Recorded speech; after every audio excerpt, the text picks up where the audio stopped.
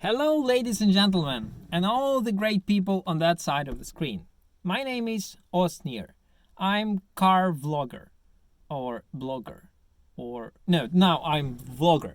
So what I do, I run academic driving tribe on Drive Tribe. I write articles about cars and science. I explain how things work on the examples from the automotive history and culture and modernity. So today I'm gonna read you one of these articles so that you could get somewhat different experience.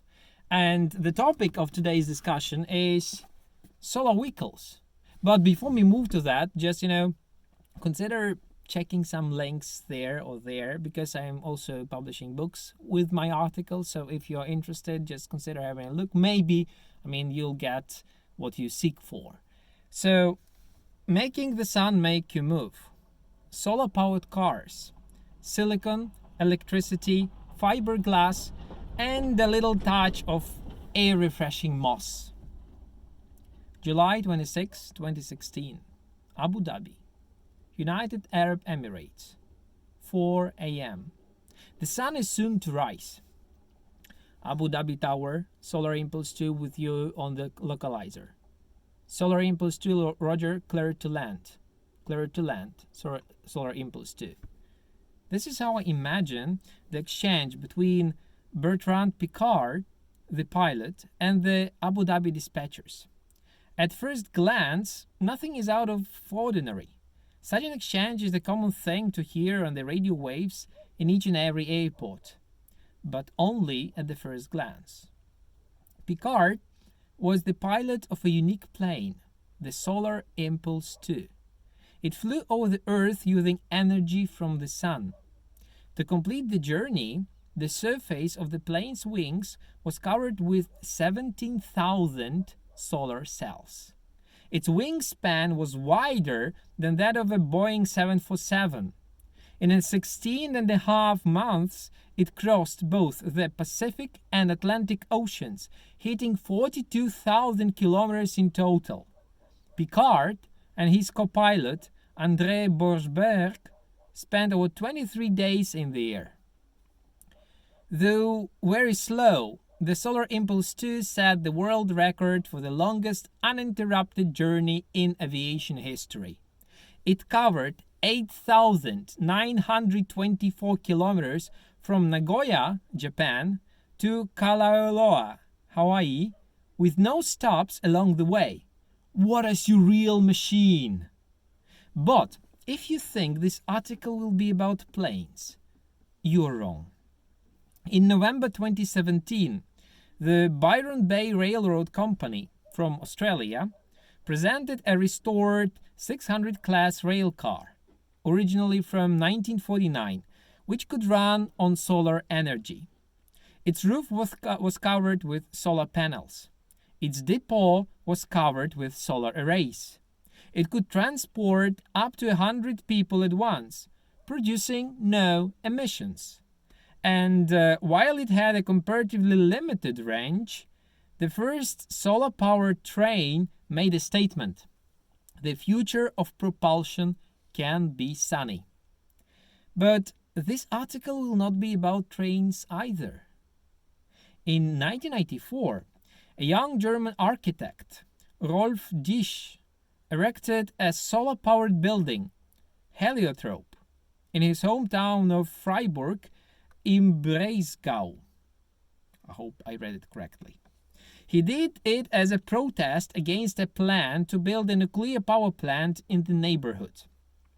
Heliotrope is a revolving, sun-chasing construction, one of the world's first energy-positive houses. In other words, it can generate up to 5 times more power than it consumes.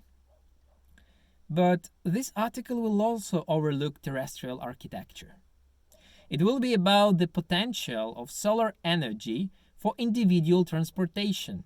It will be about solar-powered cars. Can they happen and be successful? To begin with, yes, they can happen. While none of you have probably seen a solar-powered car, this does not mean that such cars are non-existent. The brightest proof of this is the vehicles which take part in solar races. These are long-distance competitions where the hobbyist communities, research and development teams, and renowned automakers cause no damage to the environment. The veteran of these races, the Bridgestone World Solar Challenge, was launched in 1987 in Australia. It takes place biennially and requires the solar-powered vehicles to cover 3,022 kilometers through the heart of the most southern continent. Then there is the American Solar Challenge, with a route which stretched from Brecksville, Ohio, to Hot Springs, South Dakota, in 2016. Competing cars had to cover 3,178 kilometers. There are also a couple of other races. Solar cars, at least in their racing editions, can be fast. The Guinness World Record states that the fastest of such vehicles is the Sky Ace TIGA, crafted by the chaps from Ashia University in Japan. This car, a three-wheeler, hit a cruising speed of 91.332 km per hour on August 20, 2014 at the Shimoyishima Airport in Japan. It was piloted by Kenjiro Shinozuka. This said, the maximum speed which the Sky Ace TIGA can reach is 165 km per hour, as demonstrated on September 19, 2006, during the race in Taiwan. But the Guinness record guys were not on that spot then.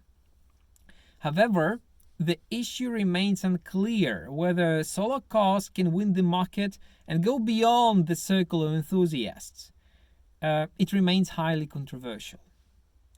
The individual solar means of transportation has a bunch of disadvantages. Primarily, the sluggishness of the ride. The motors which propel contemporary solar vehicles are impressive 2 or 3 horsepower units. Lawn mowers are more punchy. Secondly, there are limits for power generation. As the car is a moving object, the sun constantly changes its position in the sky. As the car is a moving object and the sun constantly changes its position in the sky, it is difficult to capture enough beam for a smooth ride. Not to mention that taking more than one passenger on board will sharply decrease the performance. Thirdly, their small dimensions. Solar energy makes sense for feeding buildings and orbital stations, as they can support big panels and employ capacious batteries in their bowels. Putting big panels onto a car will increase the drag coefficient and slow the car down. Batteries will also add unnecessary weight. Fourthly, poor usability.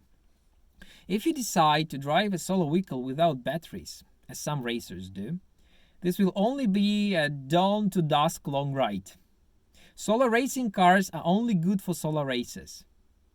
Fifthly, unaffordable parts. The super efficient silicon photovoltaic panels, suitable for small moving vehicles, are super expensive. In their turn, solar car bodies are usually made from fiberglass and carbon, which are no less expensive. Therefore, racing cars cost hundreds of thousands of dollars to build. The Solar Impulse airplane program cost 170 millions. Sixthly, the pollution. Silicon melts at about 1000 degrees centigrade Celsius. To reach that point and make a couple of solar cells, you need to burn good old fossil fuel. And a lot of it. Finally, the heat. Solar cars are ovens on wheels, as they are designed to focus as much sunlight on themselves as possible. Have a nice ride. Despite all this, solar cars continue to be engineered because they are not completely stupid. First, they produce no emissions and accelerate the environmentalists. Solar power, they say, is the cleanest power which has ever existed in the history of humankind, at least so far. Secondly, when reaching cruising speed, solar cars can travel for thousands of kilometers without needing to stop or refuel. As mentioned above, the cruising speed is close to what the internal combustion cars can achieve. Thirdly, solar cars reach 90% efficiency in converting electric energy into the wheel spin. To compare, internal combustion engines can gain maximum 15% of useful energy. Fourthly, solar vehicles are not unlike electric vehicles. With no sun, you can easily charge them from the grid of superchargers. Yes, those solar cars for civic use will likely have batteries. Fifthly, being solar is nerdy and cool. And I guess this is it. As you can see, the quantity and the gravity of disadvantages prevail.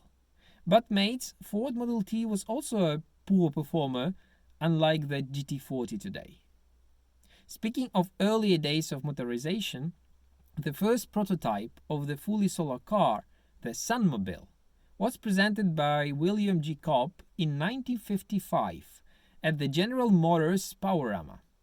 It was actually not a prototype but a 40 centimeters long model with 12 selenium photoelectric cells glued to the top of its wooden body. 2 million people saw the Sunmobile and wowed. But the GM chaps condemned the prototype as unfeasible. They calculated that even if cells worked at 100% efficiency, only 12 horsepower would be generated, which was no match for other cars from the 1950s. For your information, the most advanced solar cells today hit slightly about 30% of efficiency. However, Cobb's prototype did not go unnoticed. Ed Passerini constructed his own solar-powered car in 1977 and called it the Bluebird. He was said to have been inspired by Cobb. 5 years later, in 1982, Larry Perkins and Hans Thorlstrup pulled out the Quiet Achiever from their garage and crossed Australia from east to west. That vehicle looked like a bathtub on wheels, sealed with a solar tabletop. By the way, it is because of the Quiet Achiever's achievement that the Bridgestone World Solar Challenge takes place in Australia. The first kind of a family car with solar propulsion was presented by the Venturi company at the 2006 Paris Auto Show. French engineers called it the Eclectic. It made use of solar and wind power to move 3 people around the city with a maximum speed of 48 kilometers per hour. Honestly, the Eclectic reminded me of a 19th century carriage with no doors. Solar powers covered its gargantuan flat roof. The wind turbine added some post-apocalyptic flavor to the design, but this would pay off only in windy days. Or should have paid off, as the Venturi closed its Eclectic line in 2015.